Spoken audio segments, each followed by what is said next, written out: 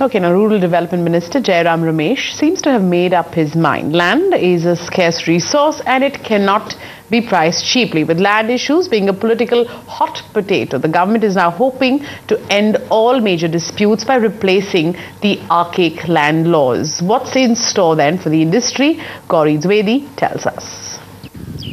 The 117-year-old archaic land law will soon be replaced by the new Rehabilitation and Resettlement Bill, slated to be tabled in the current monsoon session of the Parliament, something that the government hopes will address the concerns around land acquisition. In May this year, the Parliamentary Standing Committee headed by BJP MP Sumitra Mahajan recommended that government should have no role to play in land acquisition, not just for private projects, but even for public-private partnership projects. A highly controversial provision that had the industry up in arms, something that will most likely be dropped in the final bill.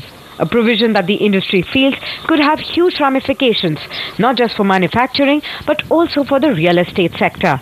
If the government is still keeping that option and that control about land banking in its own hands, whatever price they may be offering, 4 times giving the price, if the government starts giving 4 times, even buying for private sector will become difficult in the area, But what could be the bigger breather for the industry will be compensation clause that has not been revised. Landowners in urban areas will be paid twice the market rate, and in rural areas it will be 4 times the market rate. The changes related to rehabilitation clause has been made to the final bill.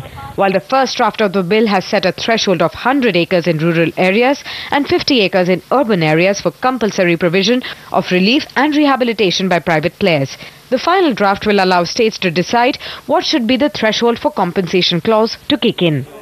While land continues to be a political hot potato, the bill will bring in more clarity and stability to the sector, given the continuation of the state's role in land acquisition, albeit at a much higher cost. Sakshi Batra and Gauri Dwivedi, ET Now, New Delhi.